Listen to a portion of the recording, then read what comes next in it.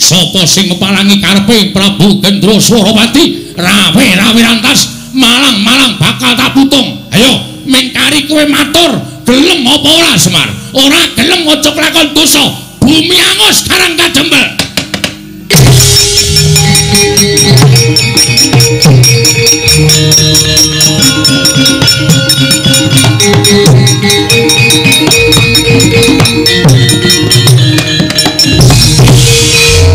Kowe arep ngopo?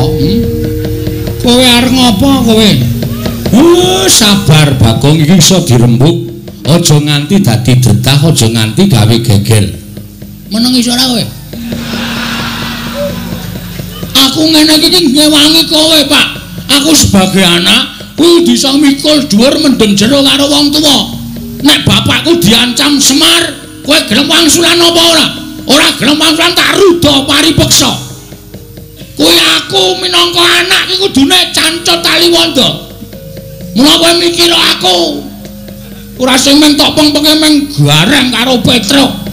Endi do ngewangi kowe? Demeng mendono mripate cok. Ana kanan kaya ngene kanan genteng. Kaya ngene kok meng do meneng wae. Ndekno sing tok tukoke sarung meng Petruk wae. Gareng tok tukoke pecis meng gareng wae. Aku bias ora tau tok kaya apa-apa. Ning saiki dadi bukti bahwa sing pancen sambelane karo Semar ki men Mas Bagong. Kowe menengo, aku ora iso meneng. Wis to iki ratu iki nek aku ora sing mangsuli, ora rampung-rampung, mergo kowe engko mesti blegek-gugek ngene sinuwun. Sing ana dibuang sing becik digoleki. Oh, dudu watakku.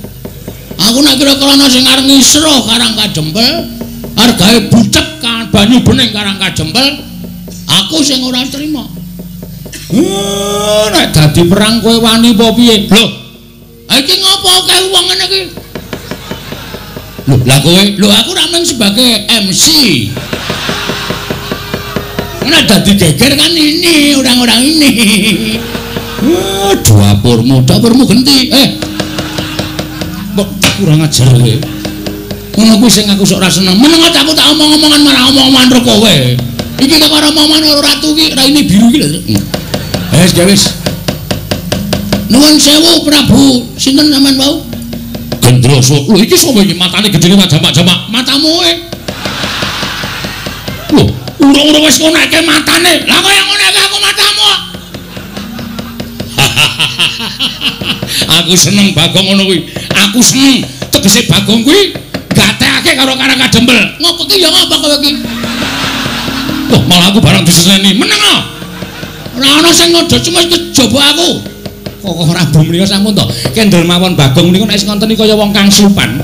Kowe wis dinengke wae. Iki sapa? Anak Ragile Semar. Lho, anak Ragile Semar. Heeh. Sapa jenengmu? Bagong. Kowe tak jak sisan ning negaraku tak iyasake loji. Serius. Oh, cah edan ora. Ketoke nesu kok barang diumuki omah kok serius. Aku ki ora blereng karo bondo donya. Aku arep kaya ngene iki, uripku kuwi miskin. Ngono. Ning aku kere.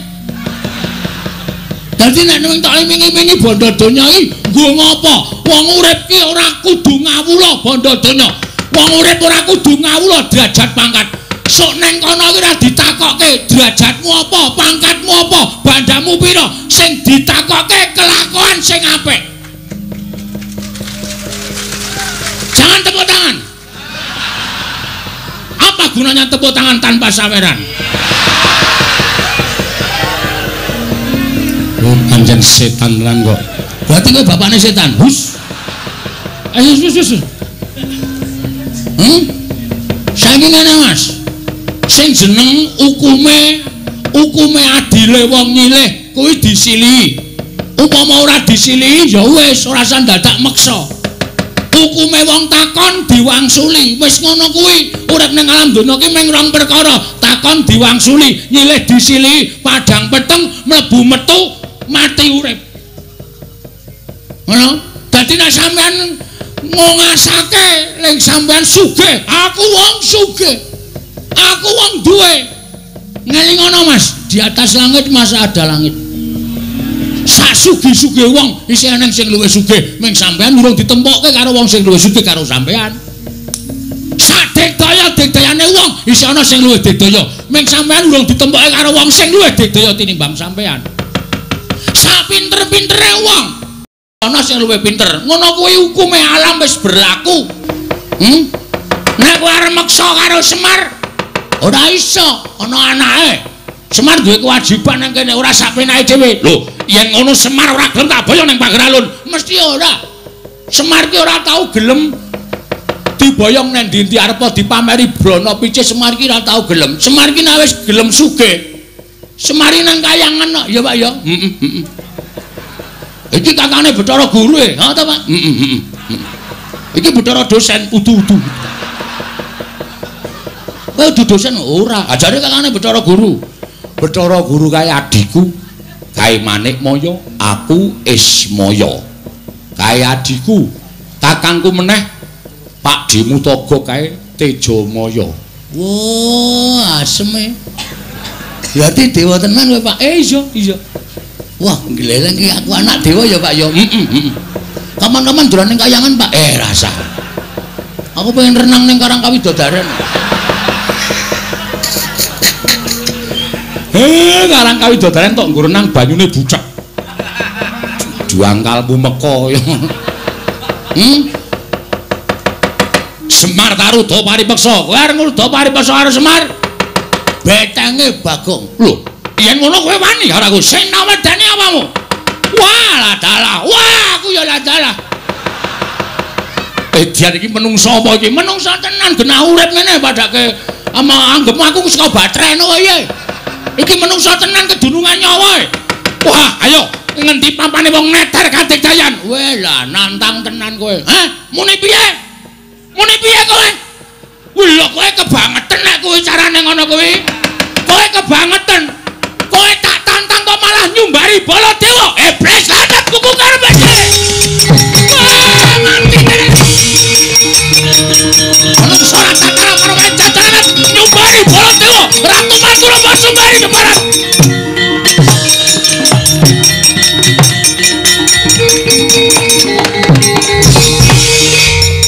Kok Prabu menika kok muring-muring apa?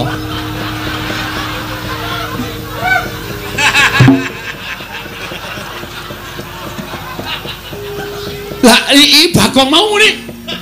Bagong seru banget muni. Muni piye kowe? Kowe tak tantang kok malah nyumbari Baladewa. Iblis lanat. Lagi makler aku. Krungu disumbari Baladewa ki ratu ora tau mampu penantang kok disumbari karo ratu iblis. Bagong, non. Wong mau muni tenan to? Mboten.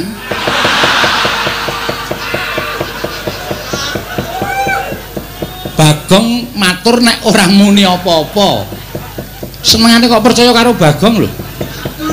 Kowe iki ya edan kok Bagong. Apa suwe? Lah wong ratune ora nyumbari kok Prabu kok kowe iki muni nyumbari Baladewa. Nek ora ngono, sapa sing arep mungsa?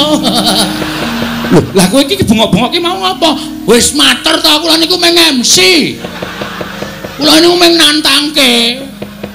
Nek ora tak ngontenke Prabu Baladewa ora tumandang karya. Tur meleh kok Prabu menika kok ya manut karo Bagong. Oh iya ya aku edan apa ya? Lah aku ki ratu kok meng di Bagong bengok ngono aku kok njur nyeret ratu wae mau. Wis pun dilakoni mawon mboten napa-napa. Dirampungke sisan. Ratune metu sampean sing nyeret berarti dendame karo sampean. Wah, setan ya ku. Lah aku dadi digoleke mungsuh karo Bagong. Ha iya. Lah ngopo nang kene tengok-tengok?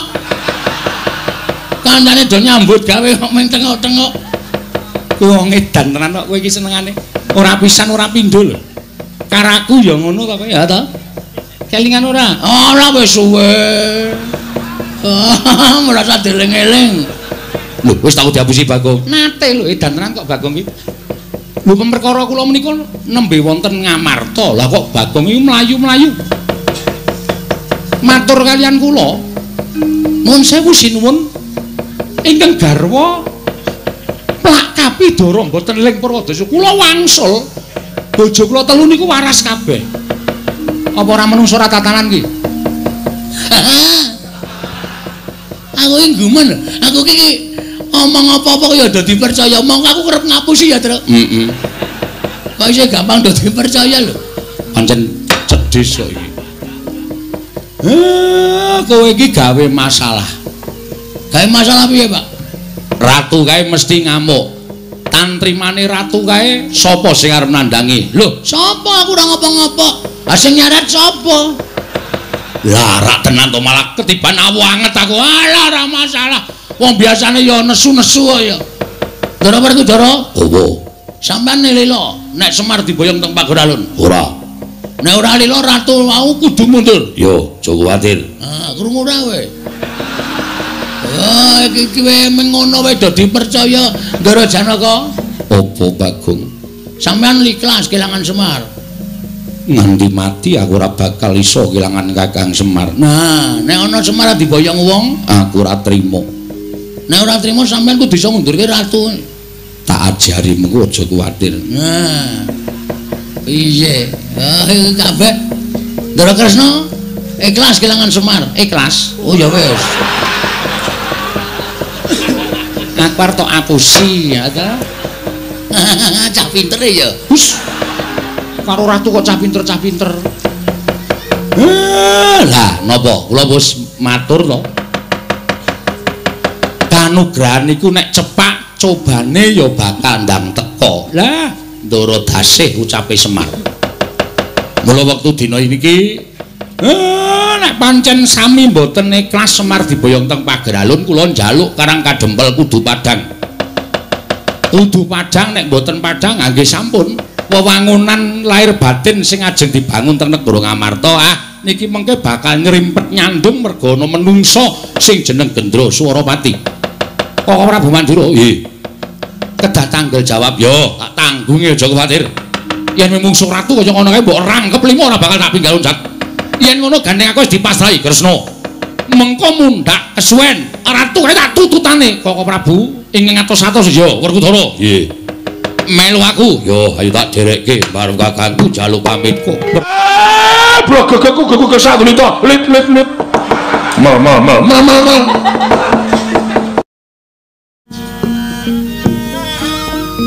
Nimbase wakan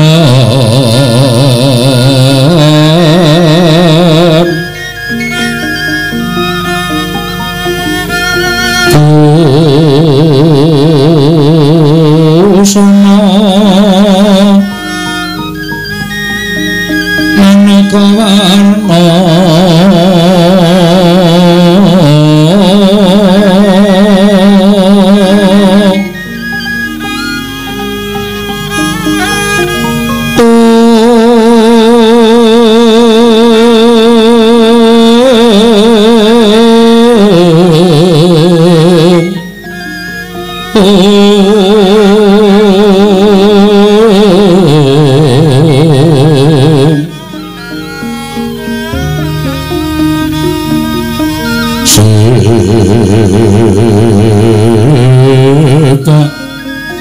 Puspiteng Udyana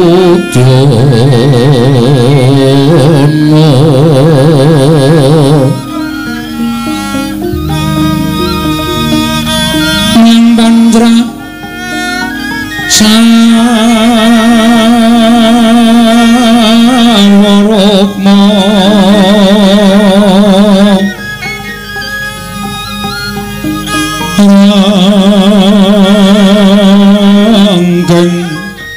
Manik Nara Narawata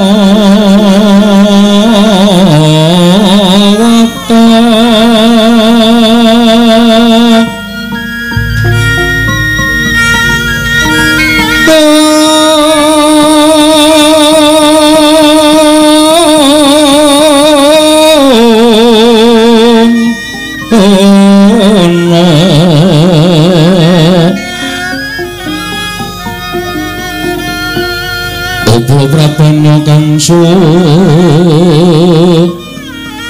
merah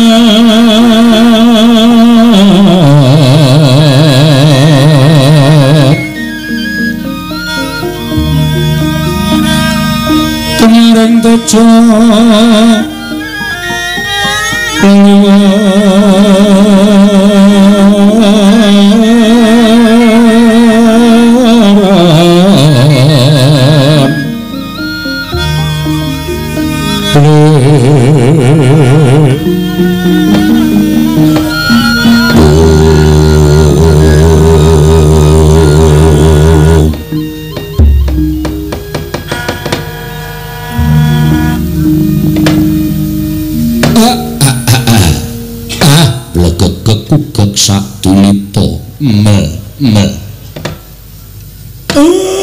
sasat kadidene kecukrukan wukir sari kelepaning samudra madu manah kula dene sawetawis wekdal ndara-ndara kula Pandhawa sami mesanggrah wonten ing Karang Kadempel menika boten pangling sinuwun Ndarawati ingkang sesarengan sinuwun Mandura rawuh wonten ing Karang Kadempel Ndara kula ngaturaken sembah pangabekti kula kunjuk nggih Den sinuwun Sri Prabu Bathara Kresna. Iya. Jagat waisaning Bathara wayah Bathara jagat. Kakang Semar ndak tampa tiba sepadha-padha. Prataku tansah pinanganing kawidadan miring sambikala. Adosa kuru beda Kyai Semar aku ngaturake salam taklimku katur. Nggih, kula tampi. Ndadosaken bombong raos sing manahipun ing abdipun Semar Badranaya. Sinuwun Mandura kula ngaturaken bekti kula kunjuk nggih Den jagat wasisaning Bathara wayah Bathara jagat Padhik Indra Jaladewaku. Yo Kakang Semar. Wis tak tampa gawe bombong penggaling sun ora liwat. Salam taklimku katur ngersaning Kakang Nayantaka. Nggih. Nggih. Kula pundi nggo jimat paripih Dayanana ing kasantosan dipun sekecakaken anggenipun sami lenggah kula nuwun sewu jaragan namung derajatipun padukuhan mesti kemawon benten kalian wonten Praja Ndarawati menapa dene Praja Mandura sak wontenipun nggih Ndara. Iya Kakang Semar malah katon kepenak nggonku sowan ngersaning Kakang Nayantaka. Yo Semar kaya sura kurang prawiga prataning Baladewa ana ing padukan Karang Kadempel dina samengko iki Kakang Nayantaka. Nuwun sewu Koko Prabu. Sarewu paduka Kanjeng Koko Prabu kula ngaturaken pasegantana krami kunjuk sandhawuh padha paduka Kanjeng Koko Prabu Ndarawati. Koko Prabu Sri Bathara Kresna. Yai. Sampun tampi akarya bombong raos sing manahipun ing Raka Ndarawati. Asung pasganipun paduka Kyai Prabu namung sok wangsulipun kula kepareng ngaturaken pudhi astawanipun ing ngraka kunjuk ngersa paduka Kyai Prabu kadang kula ing Amarta kula pun dicundhaka panglingga murda amawah ana kabagyaning gesang kula mboten langkung kasekecakno anggen jengandika lenggah Koko Prabu Ndarawati kawula nggih sampun mboten kirang prayogi biswanipun ing ngraka Ndarawati. Koko Prabu Mandura kula ngaturaken kalaharjan tedhak paduka Kanjeng Koko Prabu Mandura. Yai tansah pinanganing kawidadan niring sambika sawanipun ing Raka Mandura durga mendhak kala sirna. Namung pareng kula ngaturaken salam taklimipun ing Raka kunjuk ngersa paduka Kyai Prabu kadang kula. Kyai Prabu Darmakusuma. Kula cancang pucaking weni dumawaing wijang urung meketing werdaya saestu ndadosaken cahya cahya daging rah kayuwanen mboten langkung kasekecakno anggen jengandika lenggah Koko Prabu. Yai sampun mboten kirang prayogi biswanipun ing Raka Mandura.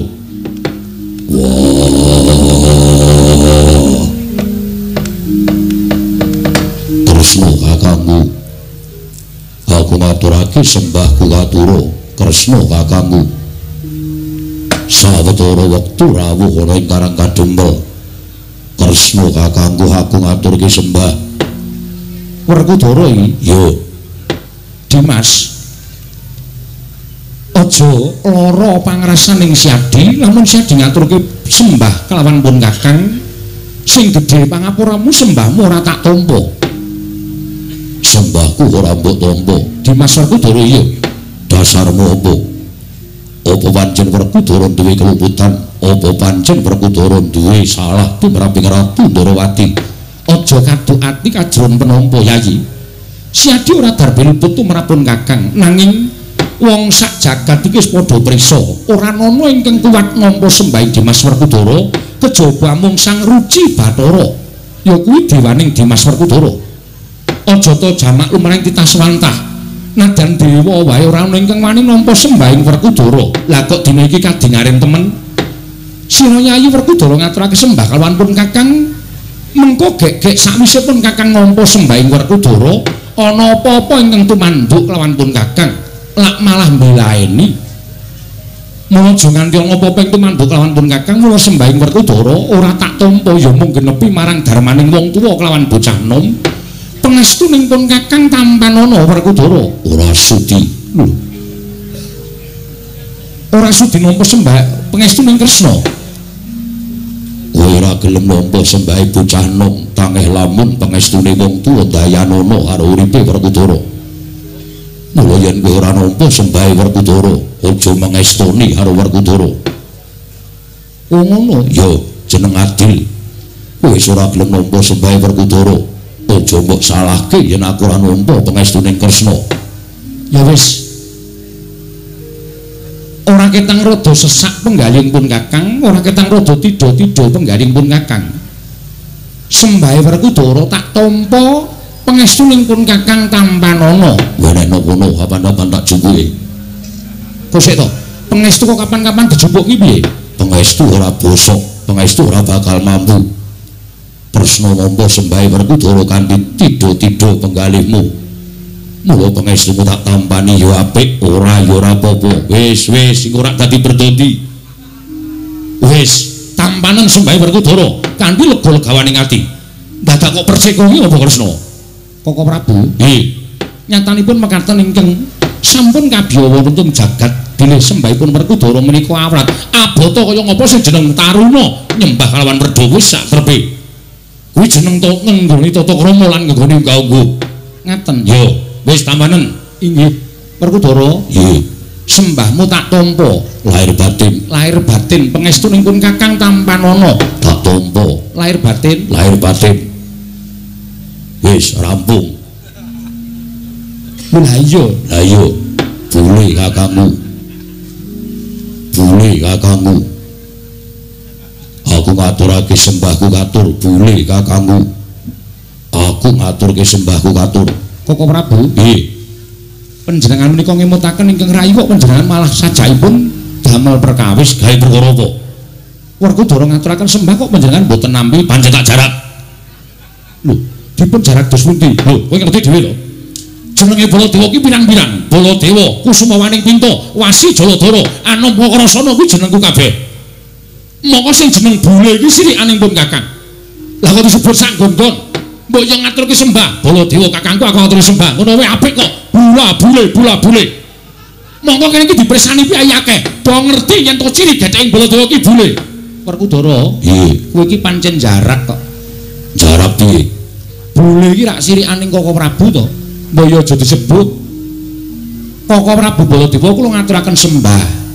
Utawa Koko Prabu Wakrasana kula ngaturaken sembah kuwi rak apik. Lah kok bule? Bule iki sirikaning Koko Prabu. Aja tok sebut sak nggon-nggon. Yen Siadi muni bule ngono kuwi, tegese Siadi ki mirang-mirangke Koko Prabu. Wong sing jeneng bule kuwi sirikaning Koko Prabu Baladewa.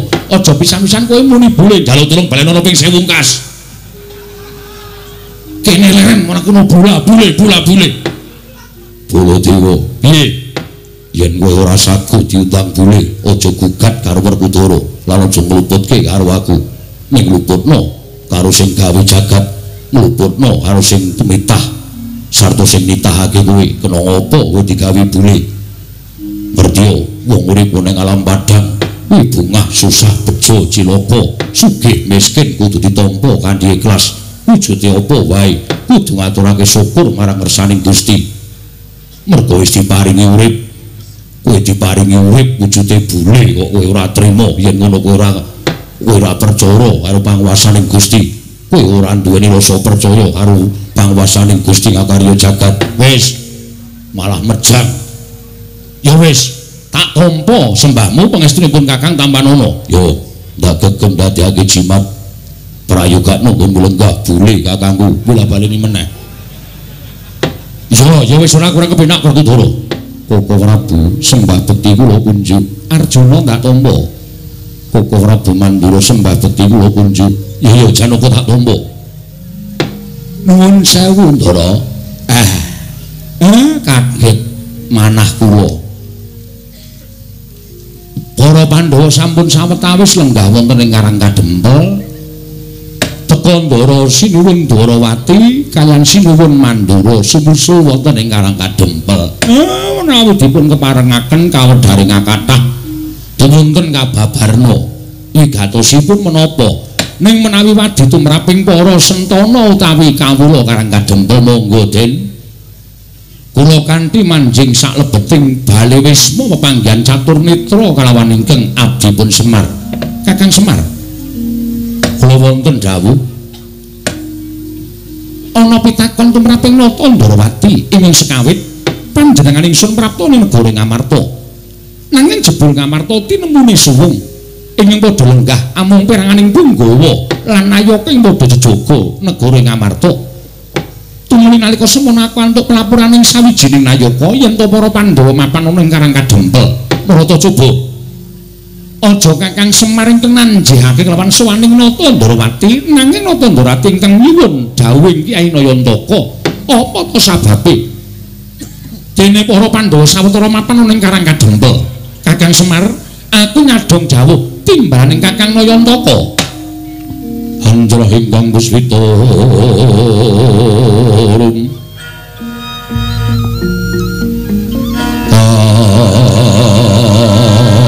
kasiring samirana mrih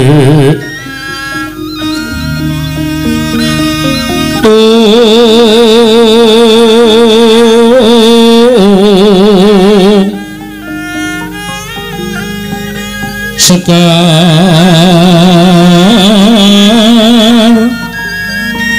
kadung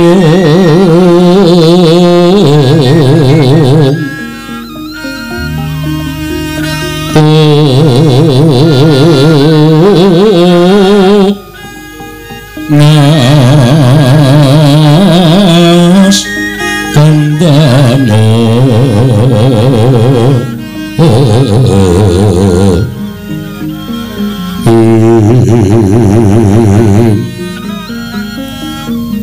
maweh raras retnaning diya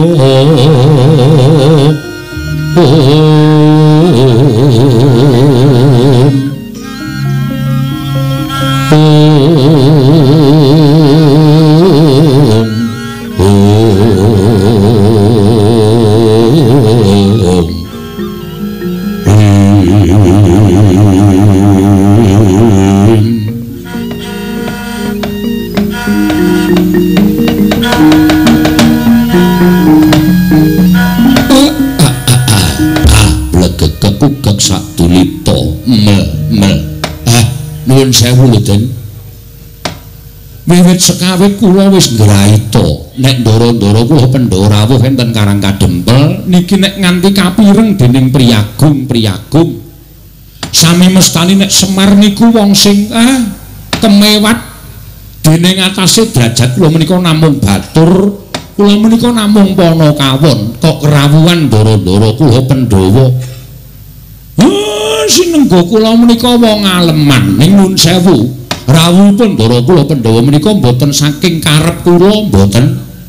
Kula kepengin rawuhipun ndara-ndara kula Pandhawa wonten Karang Kadempel niku ya ora. Ning sampun sapta ari kelungguhan dinten sak mangke menika Pandhawa sami mesanggrah wonten ing Karang Kadempel. Lah menawi Ndara Kresna nyuwun dawuh utawi sinuwun Ndarawati kepengin pirsa menapa ta sababipun dene ndara-ndara kula Pandhawa rawuh teng Karang Kadempel. Kula tak crita, kula mboten ajeng nambahi, kula ora arep ngelongi napa sing dumadi. Jujur lahir lan batin kula nek iso lati kalih atine Semar Makarti dadi siji. Ya, Kyai Semar. Aku percaya marang Kakang Nayantaka. Nggih, syukur. Nai ngaten, Den. Mugi andadosna ing kawuningan. Sabtu hari ing kepengker ndara-ndara kula Pandhawa rawuh enten Karang Kadempel sareng sami kula tanjihaken apa ta sababe upami mbetahaken Semar rak sak mboten-mbotenipun paring dawuh Semar niku ming batur kula sago ditimbali aja kok ing Wancirina nadyan Wanciratri kula saga nalika semanten ndara-ndara kula sampun rawuh enten Karang Kadempel sinuwun punta dewa ingkang paring dawuh dawuhipun sinuwun Puntadewa bilih wiwit Pandhawa kelampahan lan pikantuk kanugrahan wujudipun negari Indraprastha nalika Wanamarta sampun kababat sarta bangsaning Jim sampun sami teluk tumuli negari kababar kasat netra dados negarining titah sewantah ingkang nampi triman ndara-ndara kula Pandhawa iya nalika semanten ndara-ndara kula Pandhawa sawetawis lenggah dampar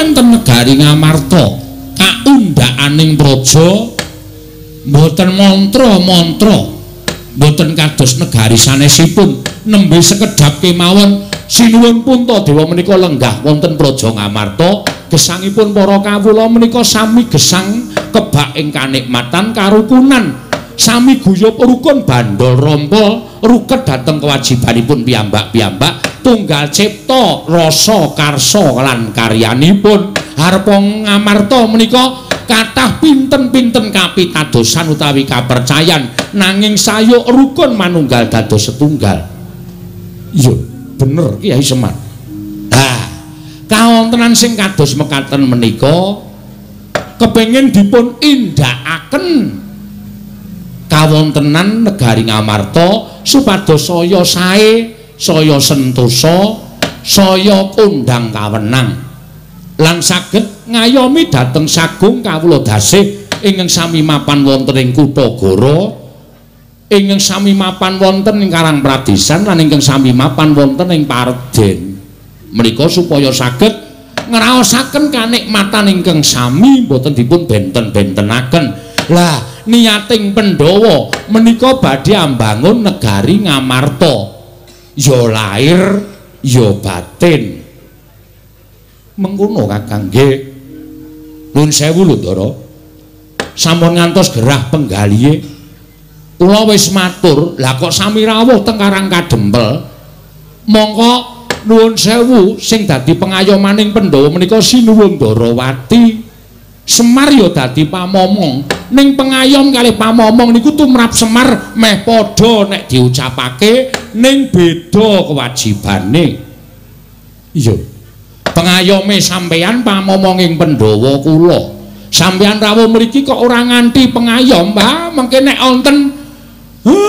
mboten trimane si pengayom niku rak kriwikan dadi grojogan geguyon dadi tangisan ning ndara-ndara kula Pandhawa paring dawuh mekaten apa to sababe kok rawuh teng Karang Kadempel mergi kawiwitan bangun niku mboten kok perkara duweni bobrana picis sing akeh duweni dhuwit sing pirang-pirang wekasan bangun ing babakan lair lan batining kawula niku diwiwiti saka akeh ing brana picis mboten tumraping kula bangun negari menika diwiwiti manunggaling kawula lawan Gusti tegesipun manunggaling para Pandhawa kaliyan para kawula supados raket penggalihipun manahipun para kawula caket kaliyan penggalihipun para pepunden wekasan kawula menika rumaos dipun gatosaken dening para Pandhawa kawula nek rumangsa digatekke niku ora sah disoki brana picis ora sah diwenehi bondo donya ning kawula mesti rumangsa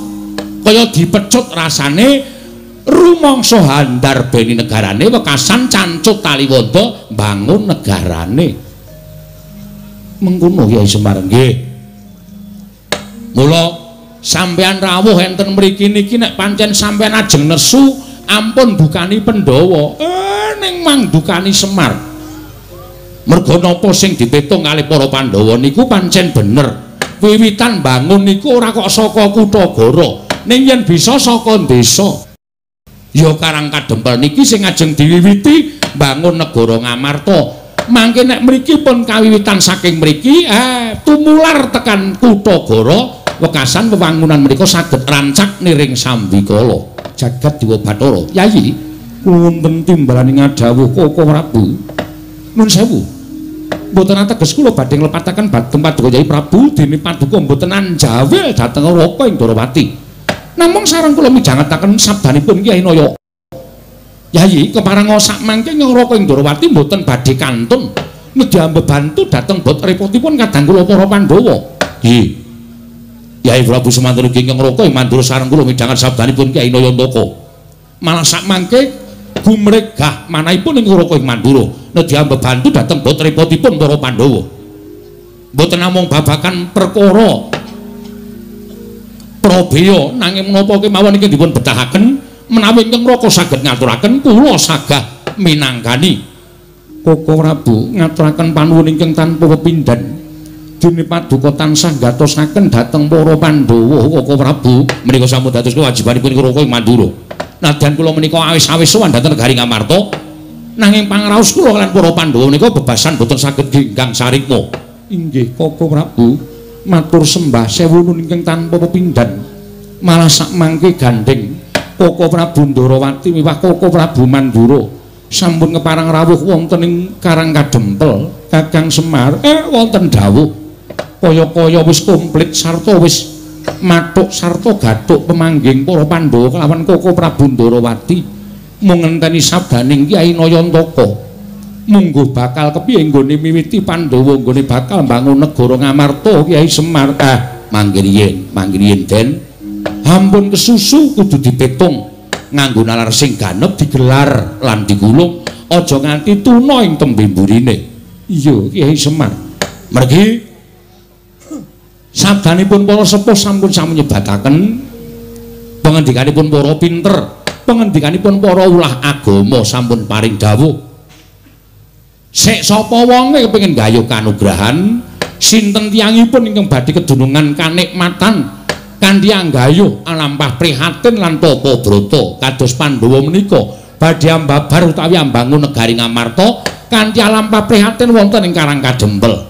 Menika mangke menawi badhe kasembadan penjangkanipun tertentu sareng kalian pacobanipun. Lah sak mangke ngaten kemawon. Bab perkara mbangun menika dipun penggalih wingking ingkang langkung prayogi tata-tata babagan pacobanipun. Mergi kanugrahan kalian pacoban menika adaanipun sok teka bebarengan. Yen ora iso kena pacoban ora bakal entuk kanugrahan. Ning iso ngrampungi pacoban, kanugrahan menika badhe sumanding, Ndara. Sikra-sikra yen permana kanca. Sikra ngraken nawang sesangga.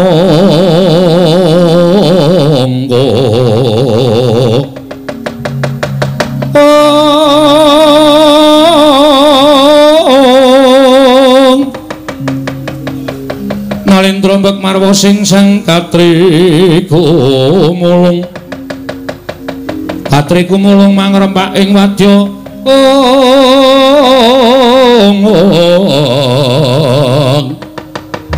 Purda kurore kagiri-giri. Nanggono magawya gelarira wang-wang.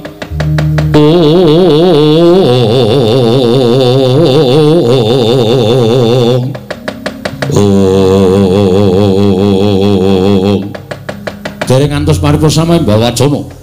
Ki Lurah Semar Badranaya ambabar. Kinampi nggenata ing Darawati miwah nata ing Ngamarta Prabu Darmakusuma. Miwah sangganing para Pandhawa jangkep ingkang sami mapan wonten ing Karang Kadempel. Dadak sakala ing mangke gedher madaning padukuhan Karang Kadempel samya alok yen to ana Nalendra ingkang wantun miyak sagung kang samya sumewa manggah wonten ing Datulaya utawi wonten ing padukuhan Karang Kadempel derajat-derajat tanpa subasita akarya cingak kang samya mulat mangkono bae para kawula kanca biak-biak ana daya minggir dalu-dalan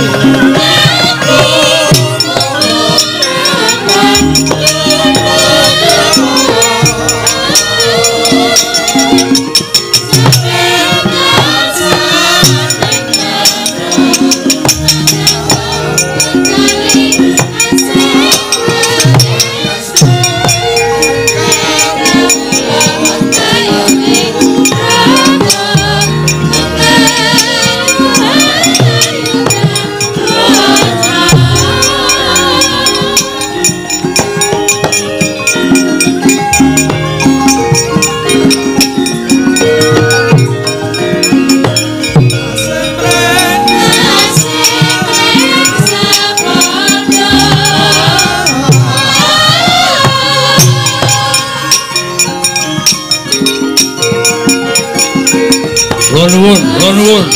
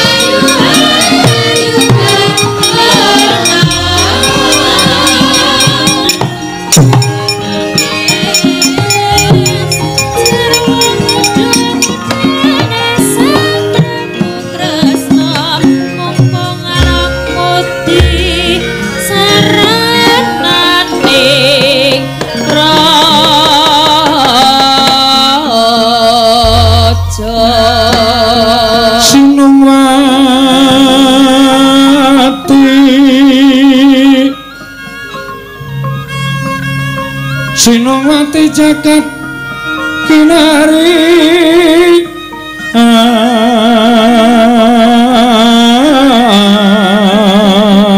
among mbak lumembak ombak ing samudra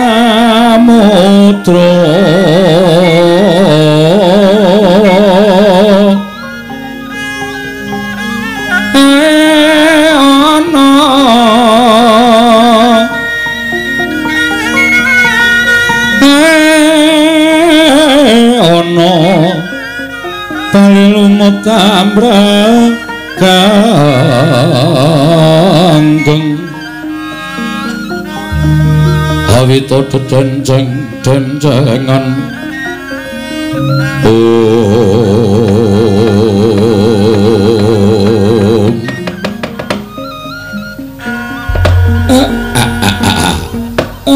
blegek kekugek sadulita mel ora kanthi kanyono-nyono lah kok iki eneng priyagung wah sing munggah ana ing pendopo padukuhan mongko miyak sakehing kawulaku sing padha seba ning padukuhan nawa gareng dalem Pak apa iki kancamu dolan apa piye oh aku kok kancane dolan kok ratu sandangane sugih kaya ngono kuwi sing biasane sok srawung karo ratu-ratu Sabrangki Bagong. Takonono Bagong kuwi. Bagong kowe iki kancamu apa dudu to, Le? Lho. Cah edan ora. Bagong kuwi gugah kuwi. Wer. Kowe iki mah turu iki ngopo? Aku ki nek jejer iki males e. Ora gek limbukan. Wah, apa-apa kok limbukan ora. Jagongan ro piagung ki kaya rasane ki ora nyambung. Kono ku sing diomongke negara, aku sing tak omongke ming bangsa lelakon ning desa kanggo nek nyaut malah kleru. Bagong iki kancamu du. Lho. Kok mrene kowe, Jo? Jo sapa? Oh, Udu ning Udu. Udu kae rambuté abang kok kancaku kae. Ngawur ora. Iki wis ora disemir iki. Petruk iki kancamu dudu sanes. Ora tau duwe kanca kaya ngoten. Timbali mawon Pak Wigatosena napa. Niki ketoke kok kaya Nalendra. Iki kayane Nalendra Sabrang. Sinuwun. Sampun kinten kula tumambuh yekti saweg sepisan menika kula wanuh panjenengan menika sinten? Nalendra saking pundi? Sinten jejulukipun? Jagat Dewa Bathara. Ya jagat Pangestungkara. Walah dalah. Aja lara atimu yen aku ora basa karo kowe Semar. Merga derajatmu pancen bener. jumbuh karo kondangmu yen to kowe drajating Panakawan. Nggih, pancen kula menika namung batur. Kula menika namung Panakawan. Yo. Mula Jalaratimu yen to aku ora basa karo kowe. Sabab ala tanpa rupa aku kuwi ratu. Nalendra. Yo. Saking pundi sinuwun? Saka negara ing Pageralun.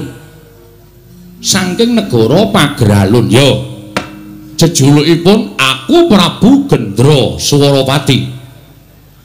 Prabu Gendra Swaropati. Yo, pancen bener. Apa bener kowe ingkang aran Semar? Nggih ning kaya ngeten niki sing jeneng Semar. Lah pripun to?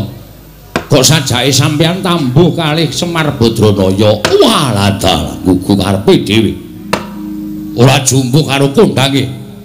Persasat jagatingan kebrebeken marang umandanging Semar Badranaya. Wah, tak kira rasananing para kawula akeh kang padha ngrasani marang Semar Badranaya. Semar ki wujuding ratu, saora-orane nayakaning Nalendra. Lah kok jebul mung wujuding Panakawan, gedibal mung wujude kawula cilik. Mancen bener kula menika wujudipun namung kawula cilik. Yen ngono cocok karo ngumandangi. Kowe wong pinter, kowe wong wasis, kowe wong sing digdaya. Bukten akeh para Nalendra kang padha rawuh ana ing papan kene. Ketitik kowe lenggah ning pendhapa sineba para Nalendra nitik kalawan agemane. Sampun ngantos ngaten menika bendara kula. Lho. Bendara-bendaramu nggih sing lenggah wonten wingking kula menika Sinuwun Puntadewa. Wah, Sinuwun Puntadewa. Nalendra Ngamarta leres. Sing endi piyayine? Sinuwun Puntadewa kok mripate ambane ra jamak-jamak. Bagong keprok watu ndasmu kowe. Sinuwun Puntadewa kok kowe ngacung to, Gong. Ayo meh ben kaya gleleng. Sinuwun Puntadewa lenggah ning kene kok kowe ngacung nek dukani. Ora apa-apa, Bagong. Kowe ngaku Puntadewa ya ora apa-apa. Kuwi ndekno do cerewet. Aku sing duwe jeneng kowe diakoni ra apa-apa kok. Ingkang wenggah wonten wingking mriku. Wah. Sing ning mburi kuwi. Inggih. Menika Sinuwun Puntadewa Nalendra Ngamarta niku bendara kula. Lah niki Ndara Janaka. Niki nggih bendara ingkang lenggah wonten wingking sampeyan nginggil jumeneng nika Ndara Werkudara. Sing wingking sampeyan saged niku Sinuwun Ndarawati, wingking sampeyan melih menika Prabu Baladewa. Wah, lah dalah ora kowe iki Semar ki madheg dukun apa piye? Kok madheg dukun pripun? Lah nyatane akeh para ratu-ratu sing padha rawuh ning Karang Kadempel. Buktine mesti padha njaluk pesugihan, njaluk arisan, njaluk kadigdayan marang kowe. Nuwun sewu. Sampeyan ampun ngawur.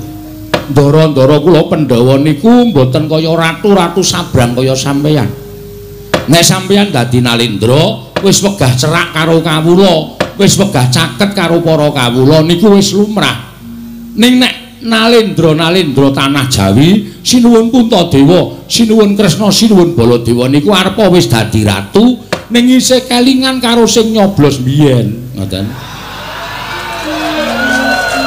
Dadi tetep tejak enten masyarakat cilik ngene iki tetep disambangi, tetep dicaketi. Ora kaya sampeyan, kula ngerti watak sampeyan niku nek wong sabrang niku le apik niku nek lagi magang. Niku janjine kaya dara kekalangan, muluk dhuwure ra jamak-jamak. Ning nek pun dadi ya ditagih mesti mblenjani niku adat sing saben kaya ngono kuwi. Wah, wah edan. Kowe mbatang apa sing dadi uripku ning negaraku lah kok cocok. Lah rak tenan to. Wis ketok kok sampeyan niku ratu sing bentuke kaya ngoten niku lho wis apal. Mesti watake angkara budine Candala nuwun sewu lho. Ora tau ngerti karo sing bibit kawit. Lah niku eleke enten mriku niku. Pun saniki sampeyan ajeng napa? Rawuh teng Karang Kadempel. Wigatosipun ajeng pripun kula tak nyuwun priksa. Nek kepareng kula badhe midhangetaken sabdanipun Sinuwun Prabu Gendra Suropati. Ha, iki ngene Semar. Malah kepasang Yogya katuje ngene praptaku ning Karang Kadempel iso ketemu kalawan Semar Badranaya. Ngerti yo? Yen to negaraku iki ketaman pegebluk. Negara Pageralun iki ketaman pegebluk. Akeh kang padha tekaning pati, esuk lara sore mati, sore lara esuk ketiwasan. Mongko wis ora kurang-kurang nggonmu ngrawake para Brahmana Winasih Siwa Sugata miyang para nimpuna supaya nambak rengkaning praja parandene ing tak tindakake gagar wigar tenantuk karya. Mangsa kala ingkang prayoga aku nglakoni sarenarite sesemek ron Rajamala abebantal Bata Sarimbak. Nalika semono aku entuk sasmitaning dewa. Negaraku iso waluya nirmala temajati, jati temah mulya. Yen to kerawuhan Semar Badranaya. Wah, lehku goleki papan dunungmu nganti kekalangan Malaya jagat iki persasat wis kemput tak ubengi. Tinemune wujude amung padukuhan Karang Kadempel. Ah, mula kang saka kuwi Semar. Praptaku ana ing Karang Kadempel iki, aku njaluk lilaning atimu, ayo tak boyong marang negaraku Pageralun. Ora ketek amung telung kedhe piteta. Kowe lenggao sawetara ana ing Pageralun supaya dadi sarana waluyaning negaraku saka nggone padha nandhang pagebluk mau Semar. Kula, yo. Meng kaya ngene kok. Dadi jamu iso marai ilang pagebluk. Wis, ora usah dadak kowe kuwatir. Yen kowe gelem tak boyong, kowe njaluk apa? Tekan negara Pageralun omahmu ora kaya ngene iki. Yen perlu tak riasake omah loji. Yen butuh titian, kowe ngaranana titian kereta kencana tinarik kuda 8 bakal tak jawisake. Kowe ngerti ora? Prabu Gendra Suropati kuwi wong sugih mblegedhu ratu ingkang bandaku seprapat jagat dhewe. Mula yen to nuruti marang apa sing dadi penjalukmu, ora bakal entek bandaku kowe kondo. Omahmu iki dimbrokke, kowe pindah ning negaraku tak wenehi omah sing luwih apik. Pendopo njaluk pira gedene? Sakane njaluk pirang inci? Mesti bakal tak turuti. Yen perlu kowe duwe kulawarga gawanen mrono kabeh. Sak anak-anakmu gawanen tak yasake omah kabeh. Lembak. Iki ngapa Gong ora? Wah ya iki anu apa jenenge iki harapan yang betul-betul cemerlang iki. Harapan gelem bangane nang kene. Omahmu isih apik, omahe Petro isih apik, omahku wis dose. Kula bali digrobyak Satpol PP. Kon pindah rono. Saking dene ora tok upakara omahe sing lengenahi bapak kok. Awit nek kebutuhan nggo sekolah anake adol. Wah iki ngedolan kok ora. Wis kono. Anakmu pira? Tak yasake. Yen kowe butuh ijol dhuwit, kowe njaluk ijol dhuwit pira? Yen upama anakmu ora tok gawa marang negaraku, anak-anakmu lan bojomu ning kene kok ninggali dhuwit, kowe matura pirang triliun tak bayar kenceng. Waton kowe gelem tak boyong. Yen kowe njaluk ijol apa wae mesti bakal tak pinanggani. Kowe njaluk ijol apa wae mesti bakal tak turuti waton kowe gelem tak boyong. Ning yen kowe ora gelem tak boyong marang negara ing Pageralun, mongko kawulaku saya suwe saya bakal entek mergo padha tekaning pati ketaman pegebluk. Tinimbangane aku dadi ratu mongko bakal didunke dening kawulaku sinenggo aku ratu sing ora iso dadi pengayomaning para kawula. Luwih becik bakal tak entengake patiku ana ing Karang Kadempel. Tak entengake patiku ana ing Karang Kadempel. Kowe tak ruda paripeksa. Kowe tak jiat. Kowe tak peksa tak boyong marang negara ing Pageralun. Sapa sing mepalangi karepe Prabu Gendra Suropati rawe-rawe lantas malang-malang bakal tak putung. Ayo mengkari kowe matur gelem apa ora Semar? Ora gelem aja kelakon dosa. Bumi angus Karang Kadempel.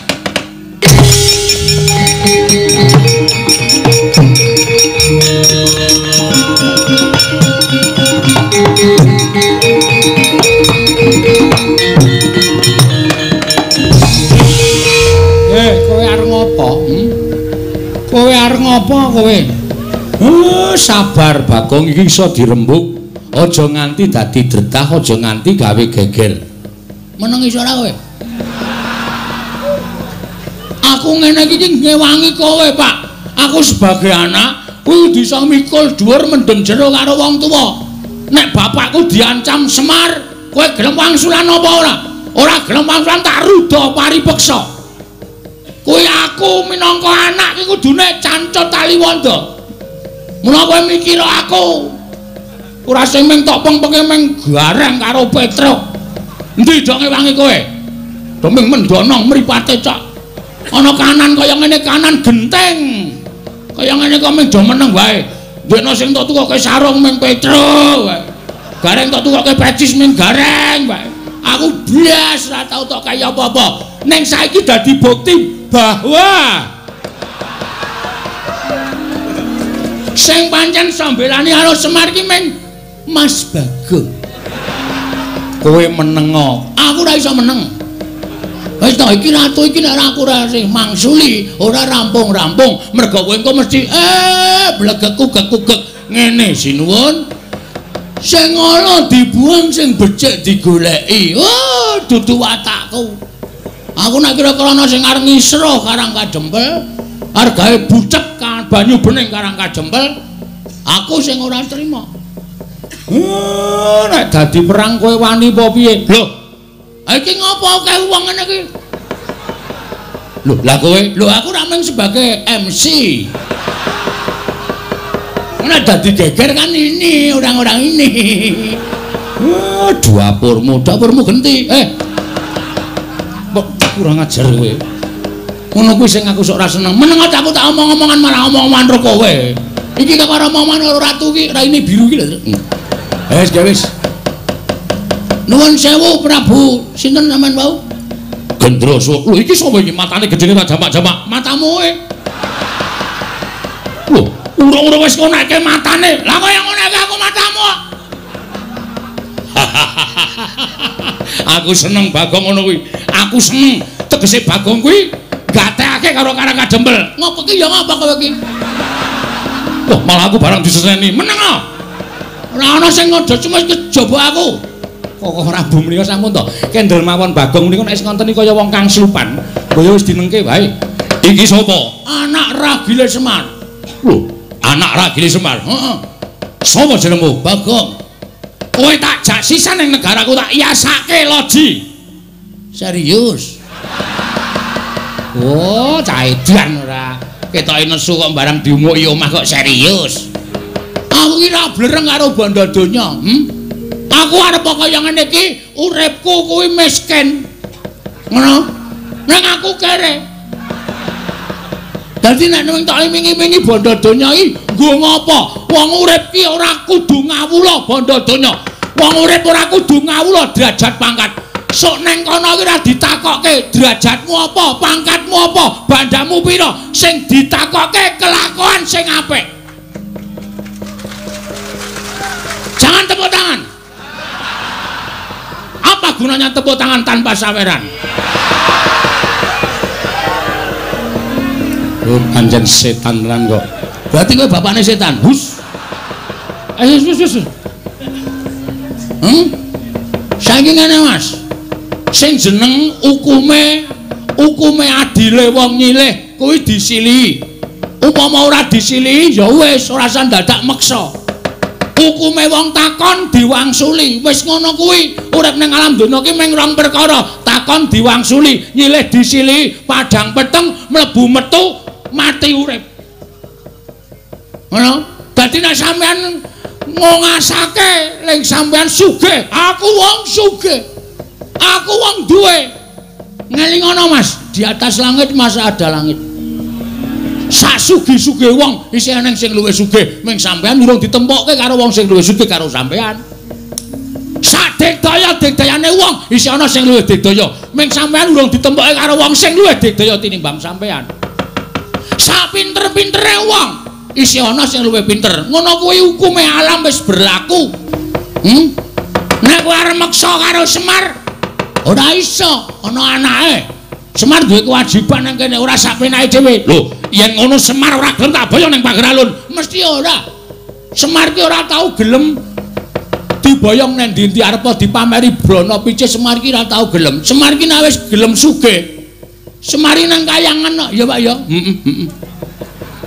Iki kakane Bathara Guru e. Ha ta, Pak? Iki Bathara dosen udu-udu. Kowe udu dosen ora. Ajare kakane Bathara Guru. Bathara Guru kae adikku. Kae Manikmaya, aku Ismaya.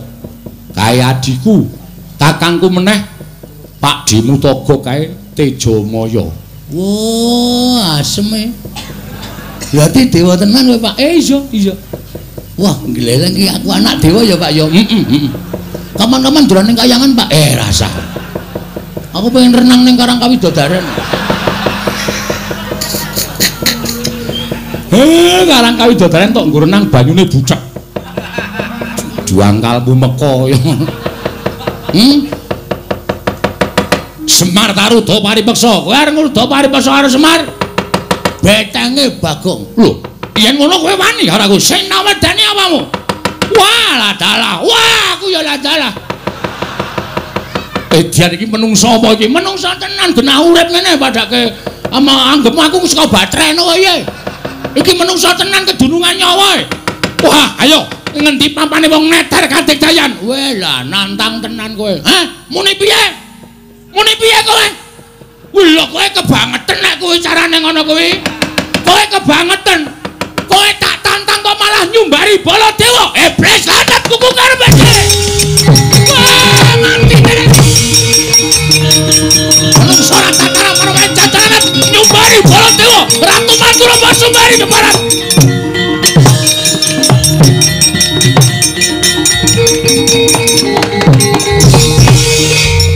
Kok Prabu menika kok muring-muring apa?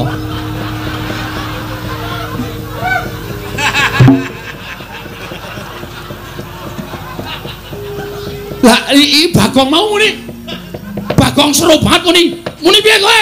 Kowe tak tantang kok malah nyumbari Baladewa. Iblis lanat. Lagi makler aku. Krungu disumbari Baladewa ki ratu ora tau mampu penantang kok disumbari karo ratu iblis. Bagong, non. Wong mau muni tenan to? Mboten.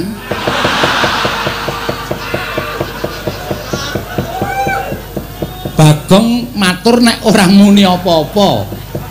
Senengane kok percaya karo Bagong lho. Kowe iki ya edan kok Bagong. Ha wis suwe. Lah wong ratune ora nyumbari kok Prabu kok kowe iki muni nyumbari Baladewa. Nek ora ngono, sapa sing arep mungsa? Lho, lah kowe iki bengok-bengok ki mau apa? Wis matur to kula niku meng MC. Kula niku meng nantangke. Nek ora tak ngontenke Prabu Baladewa ora tumandang karya. Tur melih kok Prabu menika kok ya manut karo Bagong. Wis ya aku edan kok ya. Lah aku ki ratu kok meng di Bagong bengok ngono aku kok njur nyeret ratu kae mau. Wis pun dilakoni mawon mboten napa-napa. Dirampungke sisan. Ratune metu sampean sing nyeret berarti dendame karo sampean. Wah, setan ya. Lah aku dadi digoleki mungsuh karo Bagong. Ha iya. Lah ngopo nang kene tengok-tengok? Kancane do nyambut gawe kok meng tengok-tengok. Kowe wong edan tenan kok kowe iki senengane. Ora pisan ora pindho lho. Karaku ya ngono to kowe ya to. Kelingan ora? Ora wis suwe. Merasa deling-eling. Lho wis tau diapusi Bagong. Nate lho edan tenan kok Bagong iki. Lho perkara kula menika nembe wonten Ngamarta. Lah kok Bagong iki mlayu-mlayu. Matur kalian kula. Nuwun sewu sinuwun. Ingkang garwa Plak Kapidara mboten ling Purwadasa. Kula wangsul bojo kula telu niku waras kabeh. Apa ora menungso ora tatanan ki?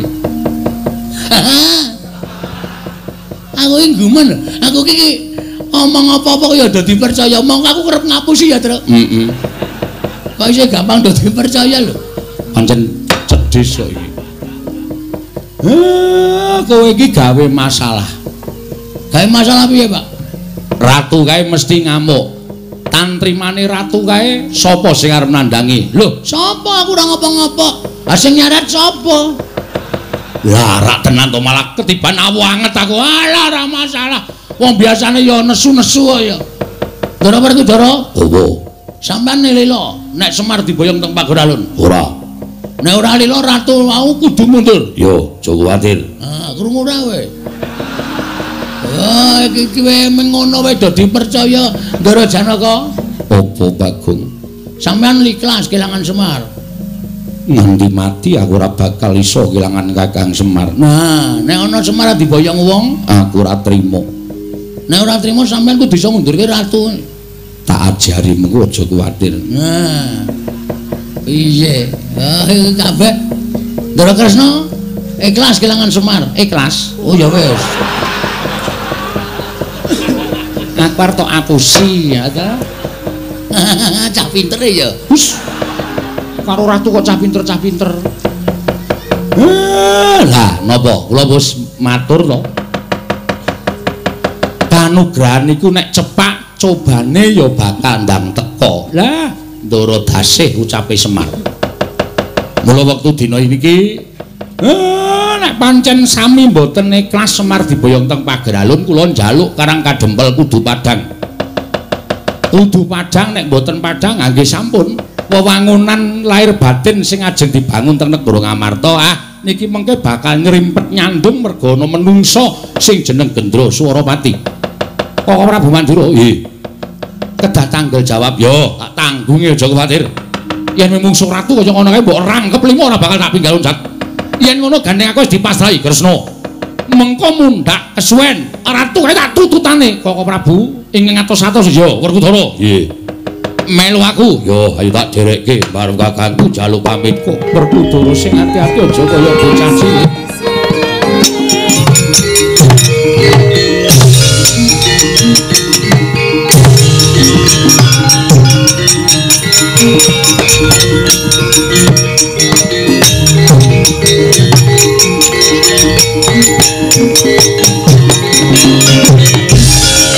Manggahang sesumbar lindu bumi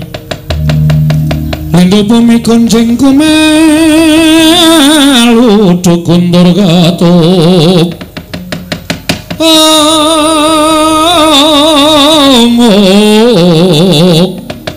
Kumembak penyugang kumambang Dusang Wisnu Bathara. Yen pamunten Bawa Peneban, kula mboten saged mboyong dhateng Semar Badranaya. Oh, gandheng blagudung suwaru gembal Semarante hawala. Gendra Swaropati mboten dawuh. Aja mung tekan semene, Nggir. Aja mung tekan semene.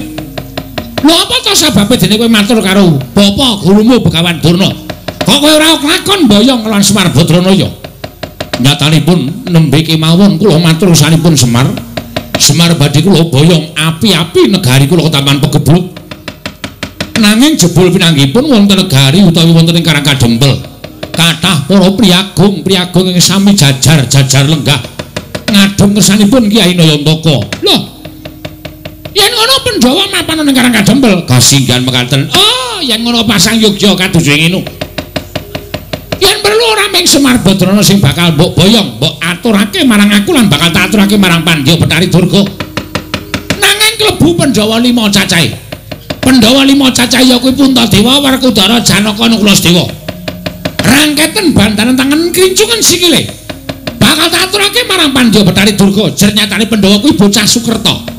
Pandhawa kuwi wong Sukerta, wajib dadi panganing para berkasaan.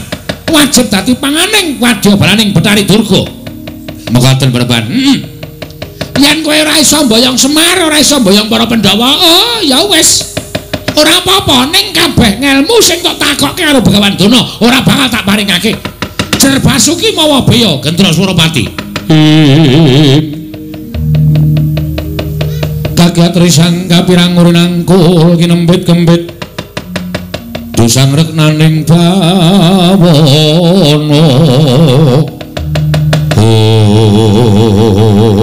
Wah, mekaten Peneban. Ya pancen syarat-syaratane pancen kudu kaya mangkono, kowe ngerti dhewe ta? Aku sowan ngesaning Pandya Betari Durga ingkang wigati, jaluk daya timbul kekuatan tumraping para Sata Kurawa, tumraping anak Prabu Duryudana. Nanging Sang Pandya Betari Durga paring dawuh karo Begawan Durna waton iso gawe ijol. Ya kuwi wujuding bangkening Pandhawa, luwih-luwih bangkening Semar Badranaya. bakal pinaringan pengayoman Kurawa dening Panjenengan Durga. Wekasan besuke upama tumapak perang Gece Bratayuda bakal kelakon penjanganing anak Prabu Duryudana iso ngisas kalawan para Pandhawa. Mekaten Penemban. Menawi ngaten kula nyuwun tambahing pangestu. Mboten kitang sekedhik kula mbeta wadyabala saking negaring Pageralun. Badhe kula ketapaken sumados damel geger Karang Kadempel. Nah, ngono kuwi lho, gawe geger.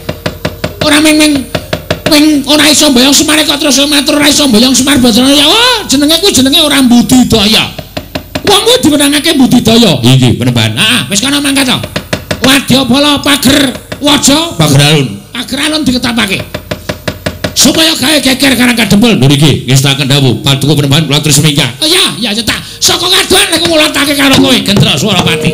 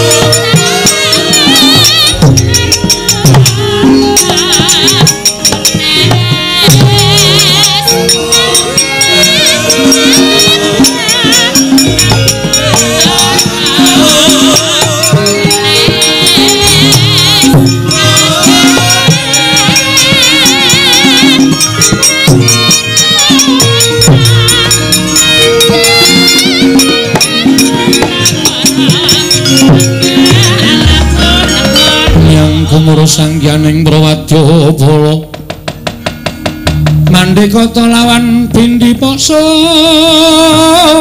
tambur miyang suling pepandhen dalutek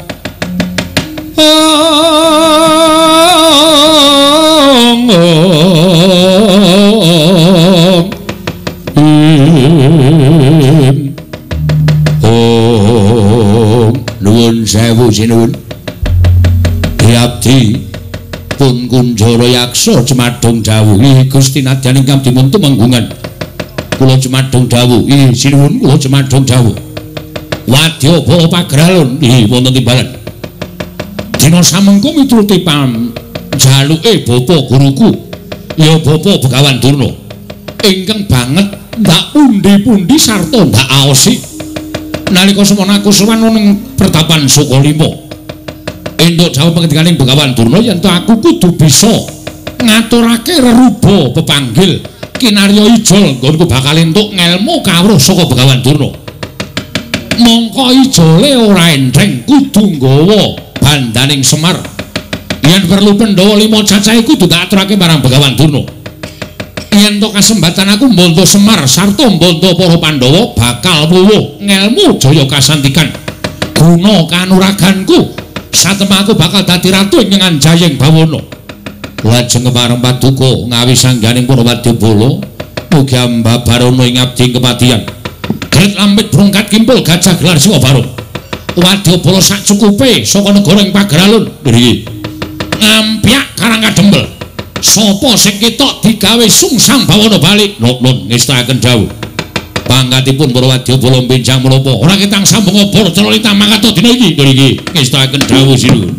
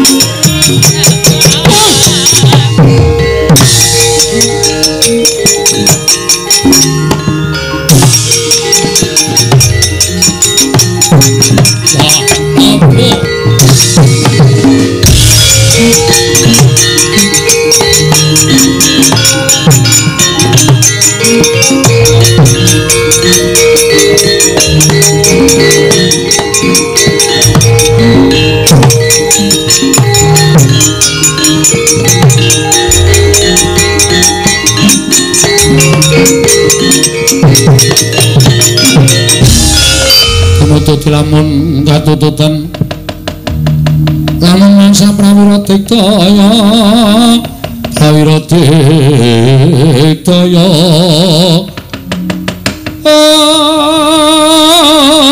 omong Prananggana magawe gelarira wang-wang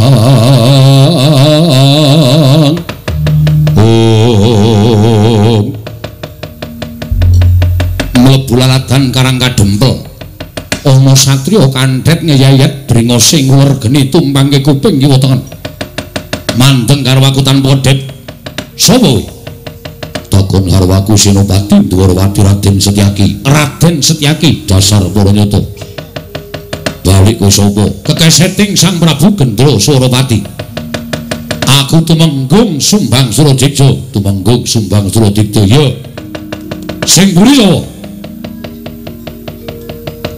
takon karo aku panengahing Pandhawa Raden Arjuna Kakang Mas Janaka wonten mriki iya Setyaki wis penake aku tak ngaso ae wedi nek konangan mboten niku wau Bagong Jaidan lho aku Bagong ngapa ayo takon ngapa kowe lho Bagong heeh dasar Paranyata pangkatmu apa lho RT omong RT kok gleleng ora weh gawe KTP ora ana tanda tangane RT apa dadi aja sok nyepelekke terus sapa kowe Sumbang Suradikja ora nyumbang ora apa-apa sing buri dhewe sapa Petruk kakangne Bagong anake Semar nomor 2 oh lah keterangane pancen Prabu Gendra Suropati nggawa prajurit akeh Gong ora usah wedi lho toto Ndara Sencaki dibantu ora sambok bantu aku ijen ngrampungi Wadyabala saka pagraun kelakon ora sampe mbok bantu ya saora-orane kula niku jejer putra bumi Karang Kadempel kula dilairake enten bumi Karang Kadempel nek nganti bumi ku tagete kula dienggo jak-jakan menungsa kaya ngene nek kula ora tampil wirang bebarang ya Tru ya saora-orane mateni prajurit sing elek-elek aja sing ngene-ngene iki ketok iki kokoh bako iki sedaya iki Tru dhewe golek sing elek-elekan wae sing elek-elekan sing kira-kira ringkih gecek dase ayo pokoke ning melu perang sing penting rak ketok ngono wis kono dolunga wae aja dugem remeng menungso iki tak sampurnake Bagong sampurna lho napa niku Bathara kono ora kok sampurna sampurnake terus tak patenane lah ngono lho kowe ngrasani arep nyirnake karo aku ora sagokan gunung tanpa guna kowe tekan kene dikongkon Ratu Gusti Mukinen gawe geger Karang Kadempel ora nekuk penjalin golek dalan nyangkal putung bali ning negaramu aja takon terus tak babadi gamanmu tak gulungi genderamu wah babu wani harau sing tawedene apamu ora mengkas karo tebak dana mungkin marganing patimu maju janggah pengen tinjung akhirat nyawamu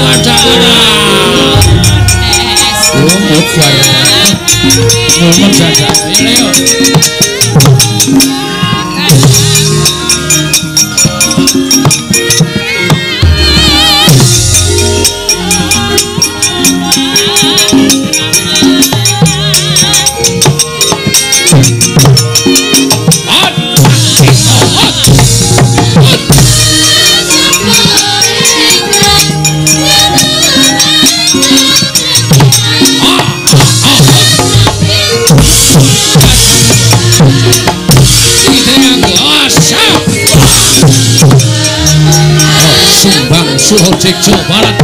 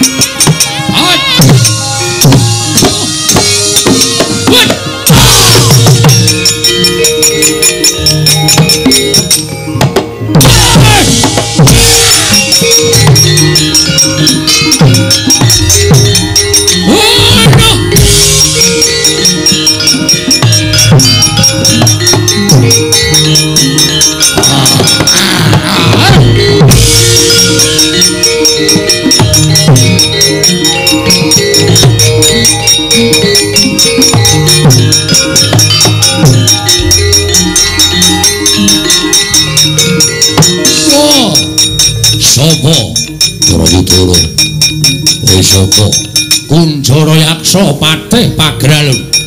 Ayo Nggih Semar Badranaya Boyomen Sernakna Werkudara. Wah jebol jajawan. Mati kowe.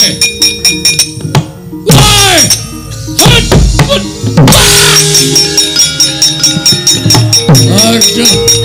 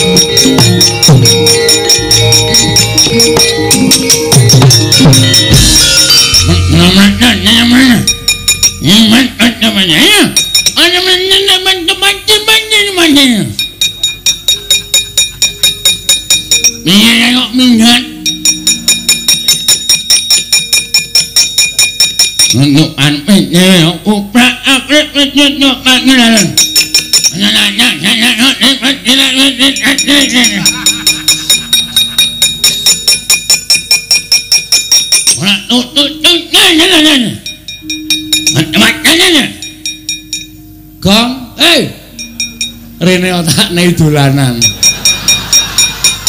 Apa ta, Truk? Rene yo.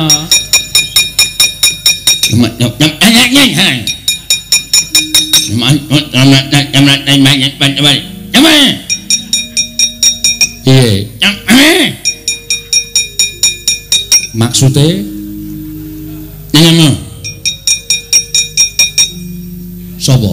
Kuwi. Aku piye?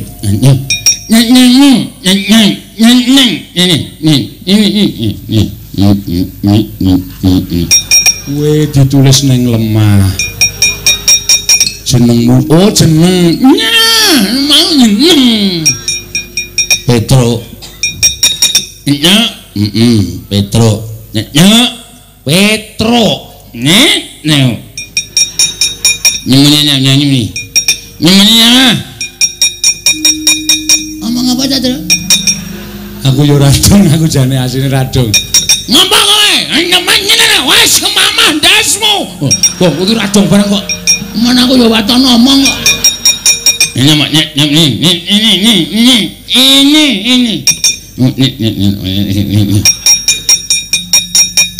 Apa ya wacane, Tru? Aku ya ora iso maca.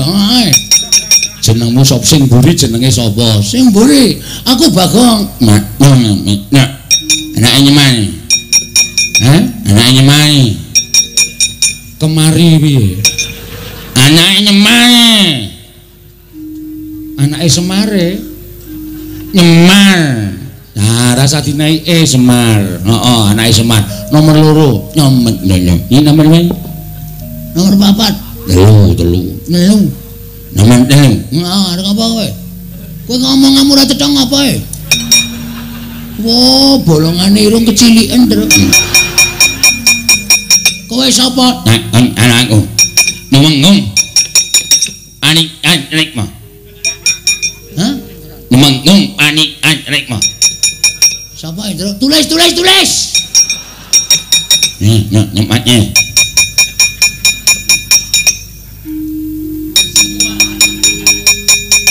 Tumenggung Panigas Rekmo. Walah, tukang cukur to kowe. Nganyun nak maton. Tukang nak maton. Numenggung lah tukang cukur nak maton. Iki misu-misu to Pak Deradong. Dadi adera lara ati. Ha iya. Kowe mah ngerti ora dineke piye? Tukang cukur ndasmu atos ngono iki. Heeh. Wah, setane. Oh, le nesu keri kowe ora. Amat banyak ya. Ojo wadur ini mana nampak apa tulis oke banget.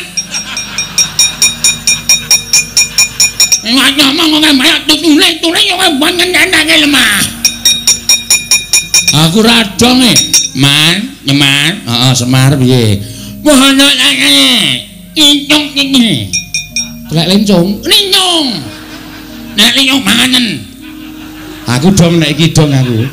Lek lincung panganan ngono to. Ngene paham. Aku dong iki paham lho ta.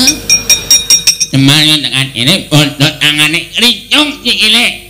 Tolong Prabu namanya. Sapa? Prabu namanya. Maksudnya bapakku arep tok krincung tangane tok bondo, bondo tangane tok krincung sikile tok aturke Prabu Ngendranyanamani. Gendro Suropati Ngendranyanamani. Aku entuk pepungah. Mundur. Ora level. Ora level. Ya. Aku nemu mimik ere. Mundur. Wah, kepruke watu ndase ya, Tru. Aja sih. Aku dinaike kere, aja sabar kowe iki. Mesakake lho iki ketoke kaya ngene iki. Nyane apa? Aku aja dimecake. Iki kulino bulut, kulino penang, kulino maju ning paparanan. Ha? Ane ora manyem-manyem. Nyanyi ora gelem mundur. Ora ngerti yo ngake nyawamu dina iki. Nanya nganggo gamelan. Kecil. Aku ki selak mumet e. Mumet ngopo? Mumet krungokke suarane iki. Mumet. Wen modar mbok man. Oh. Jarike apik to. Oh. Ajuke ya. Aja ngene wong mati ki medeni. Ora wedi ro demit. Oh ya wis. Lurek. Prodo Mas Tumenggung e. Ha iya. Copote wis. lumayan iki. Ya. Itu solo uga ngono kuwi njupuki sandangane wong sing mati. Ah ora urusan. Mungsuh ya wis.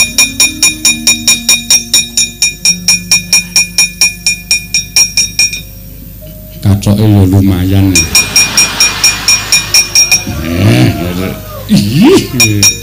Waduh, gede banget. Di sekeng. Ben cara kuno di sekeng.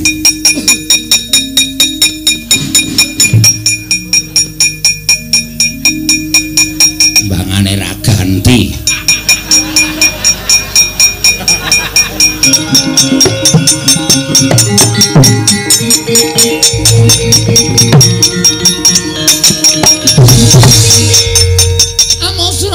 Jaya meratai mayat pada aku kehilangan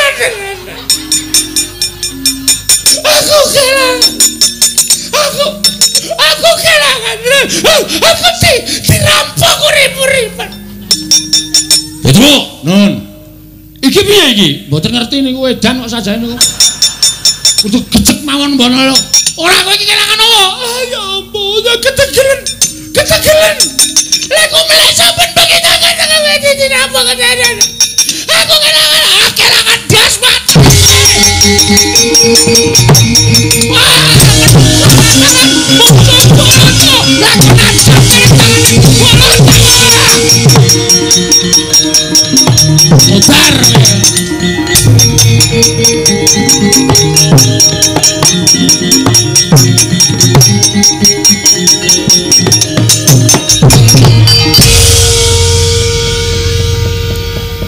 Innalillahi wa inna ilaihi raji'un.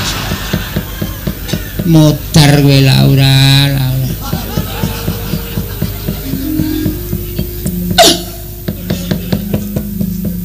Isih urip ta? Tiwasne tak dongake mesti muring-muring. Ya ampun, Mbah. Mbah. Tolongin aku, Mbah. Tolong Mbak, iya tak gotong ya. Lah bocah kok kaya ngene. Wis waras yo nggih, waras inggih Mbak. Inggih, sesuk bengi cek nyambut gawe waras saya, yang golek pasaran ya waras saya Laura. Aja lara ndak. Kowe ra iso dienggo golek pasaran ya Sahara, Samirah, Laura, Sukini. Pirang-pirang jeneng kula Mbak lah ya amuk ndi wong Karang Kadempel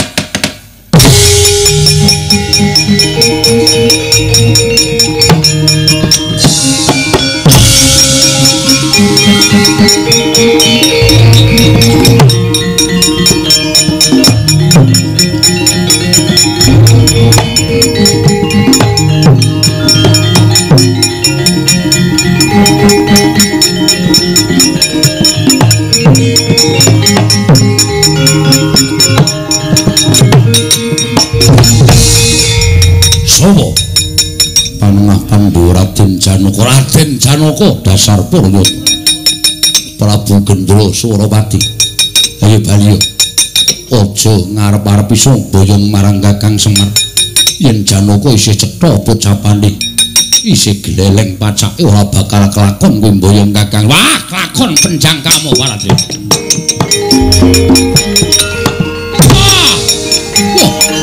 edan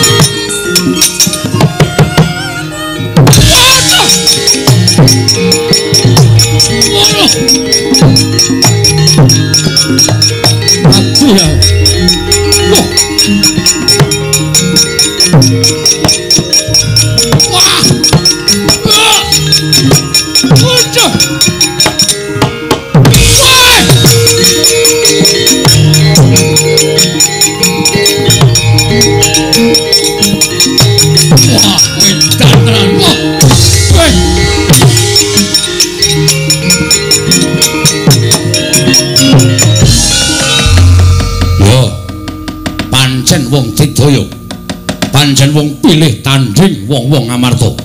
Ning apa dikira Prabu Gendra Suropati mundur tekan jiwene? Raden Janaka, kowe kuat nadai pusakaku Kyai Candra Wirayang. Ora nggletak tekaning pati meguru karo kowe barat.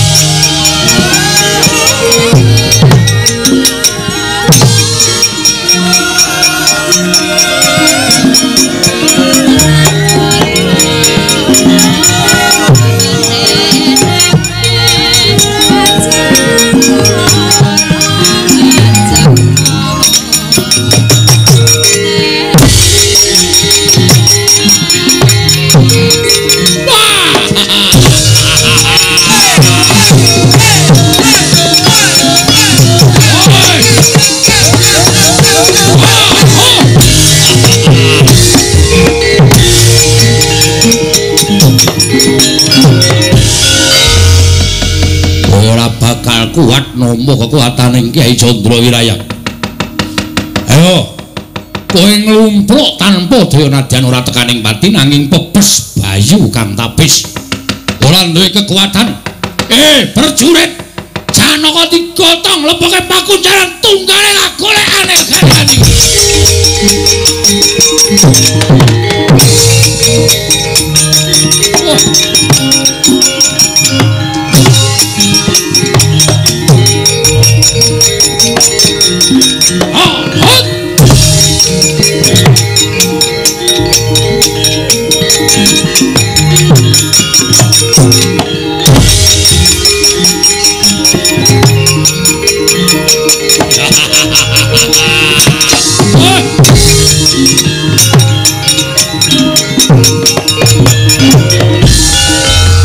Nadyan luwih gagah gedhe dhuwur. Sumbaga prawiring yuda sekti kalintang jayaning perang. Nanging ora bakal iso menang mungsuh kekuatanku Kyai Candra Wirayang. Nglumpruk ora beda karo adimu Janaka. Prajurit leboke pakunjaran. Ndi Ratu Ngamarta bondo sisan.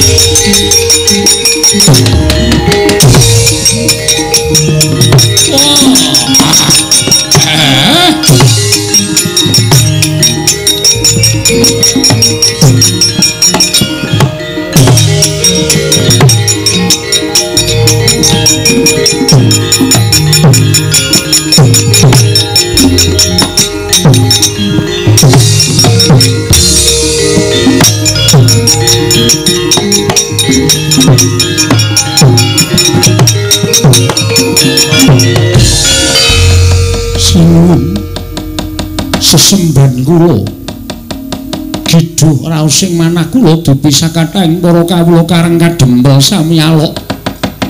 Yen to kadang kula kekalih inggih menika pun Janaka kelawan Werkudara sampun kapikuting mengsah.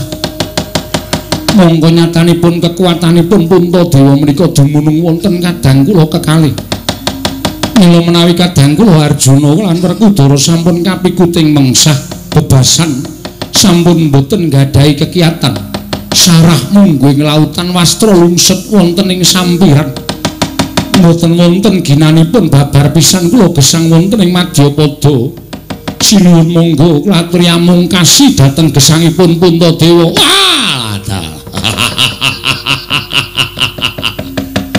Nadyan kondhang kowe Ratu Digdaya kedunungan Pustaka Jamus miyang jimat Klimasada. Ning tinemune bebau kiwa tengenmu wis sempal, wis pepes, mergo adimu lanang loro wis tak pikut. Wis ra bakal iso nglawat. Kowe ora iso piye-piye Puntadewa. Boyong leboke pakunjaran dina iki.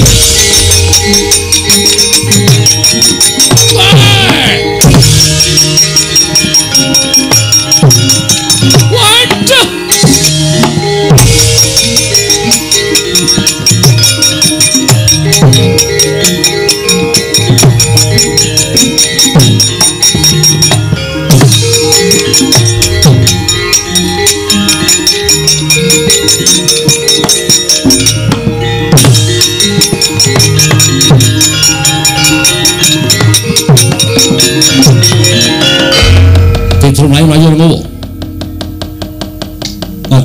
Hasan. Sinuwun. Lepatipun ing abdi nyuwun Tadawadana. Yo, kene ngopo? Atekan ketiwasan. Nek wonten lepatipun angge kula bojo atur kula siwon pangapunten. Kowe iki tak takoni malah nangis ki piye? Mergo ati kula mboten kuat, Dara. Kula ora kuat nyumurupi kahanan sing dumati. Kahanan apa? Prabu Gendra Suropati majeng wonten ing pabaratan Dara Janaka sing methuke. Yo, Janaka sing methuke. Nggih. Ingkang sekawit Prabu Gendra Suropati diajar kali Dara Janaka. Lah Prabu Gendra Suropati. Ora wae lah kajane. Apa?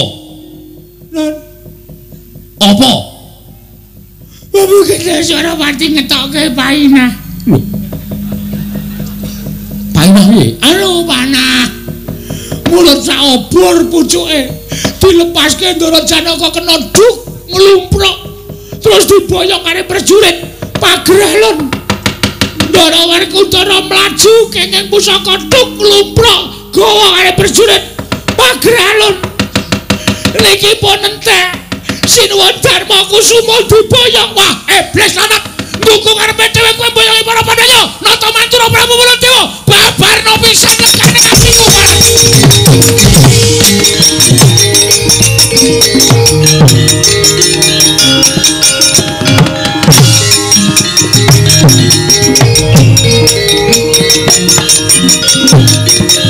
Wah.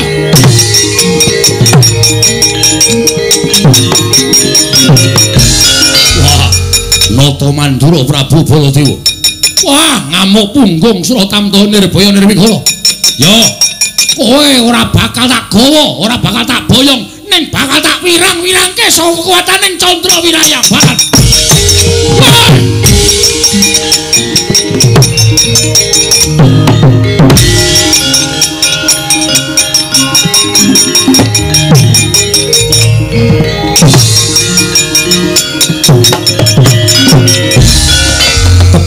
Kilat kesit pindha Radit lambahing jembaring Yai Candra Wiraya nalika semanten mandi guneming Prabu Gendra Suropati bilih Sanata Mandura Prabu Baladewa badhe dipun damel wirang kenging dadaning Nata Mandura ora sirna margalayu ical wujuding Nalendra dadi wujud sardula sajaran teji gedene.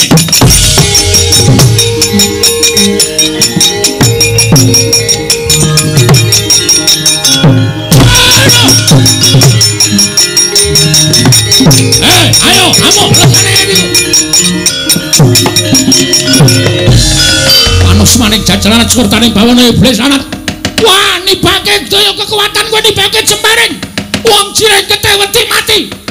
Ayo, tandingana Baladewa legane atiku.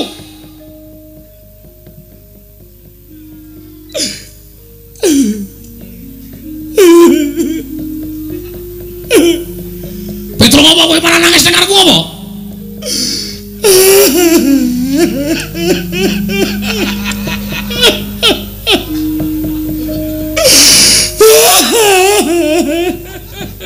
Sapa sing mati truk ndasmu? Nangis kaya kepatan kowe. Ana bracan. Kae sapa ya, Truk? Ngono kae kok. Kowe takkan dadi wong mesti kaget. Petro kowe iki minggir aku tak maju perang. Mangke riyen. Sampeyan durung krasa. Kowe nggo pengilan ora le? Nggo apa? Omotan. Ki? Kowe wong lanang kok ya nggo pengilan barang. Nggo macake. Ono apa Petro? Niki nun sewu lho. Manyawang pasuryan sampeyan. Lho, iki karepe piye? Iki kok malah ana macan barang. Niki mboten macan sinten-sinten. Nek sampeyan Dara, wah mati aku Petro.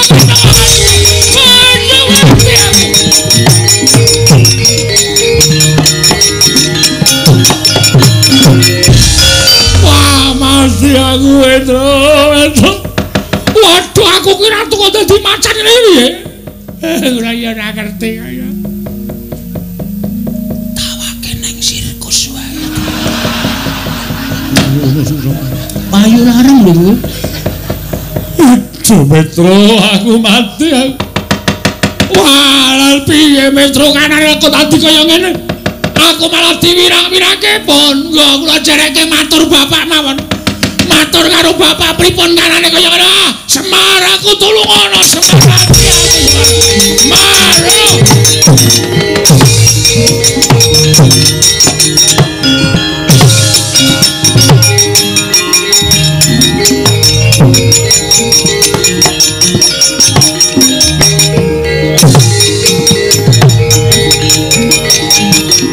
Aduh Semar mati aku.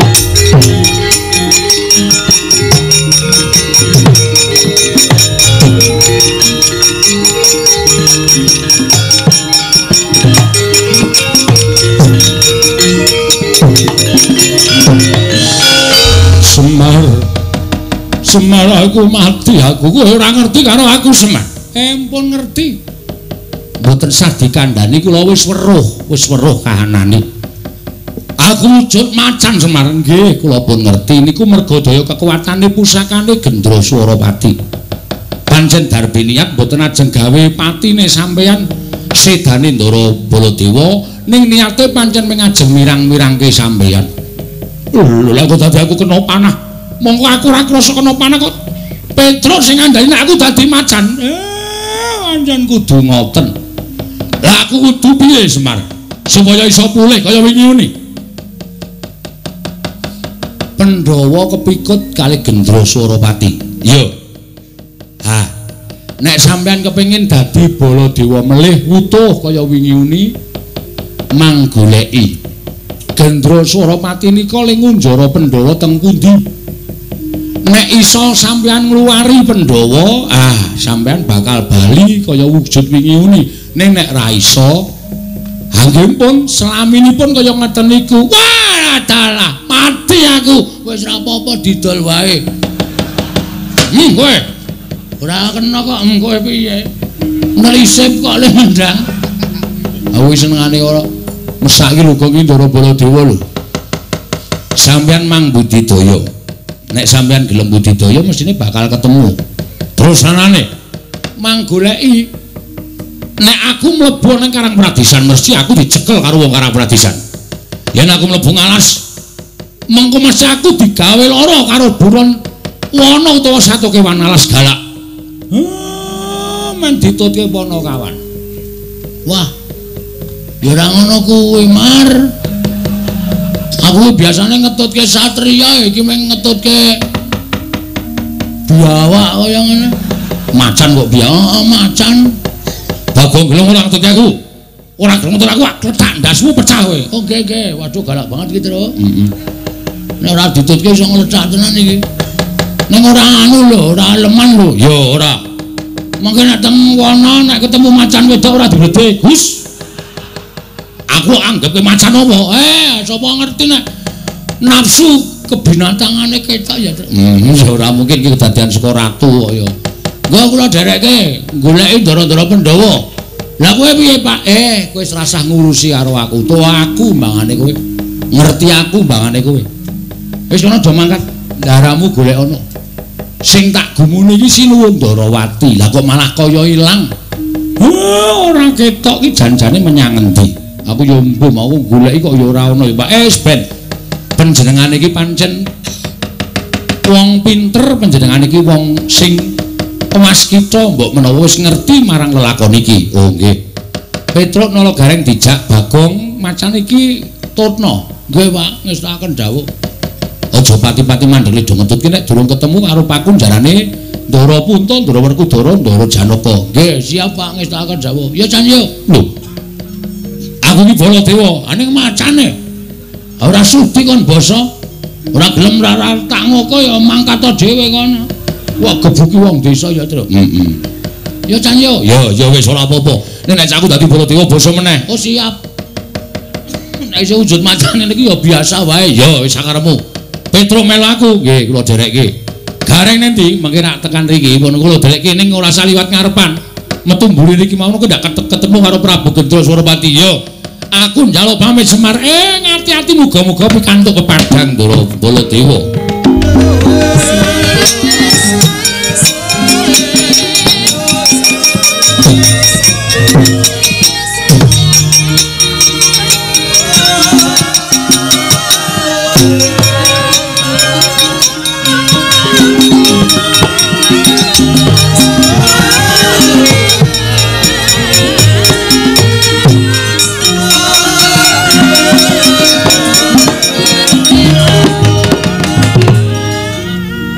Semar nalika semanten meger-meger datan mubah datan musik ing cipta menutuh parang panguwasaning dewa dene mekaten pacoban ingkang tinampi dening Sang Hyang para Pandhawa sigra ngelola sumpingipun ingkang setunggal wujud lombok abang den banteng wonten ing Bantala sinartan rapal mantram sakti ical wujuding lombok abang ana wujuding Semar Badraraya tan genggang saringpa kelawan Semar ingkang sejati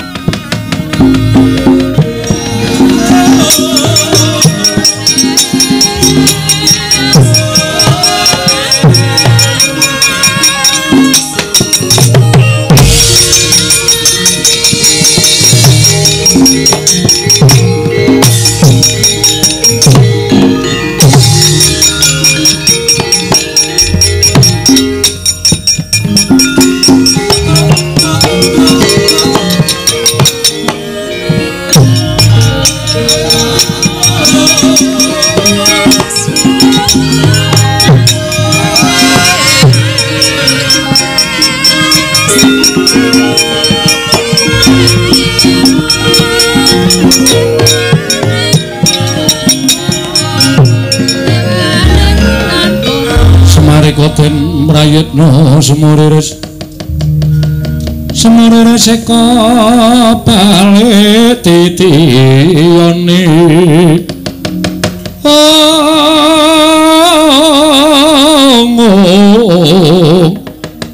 titiyane kandayane tresna purnama sasi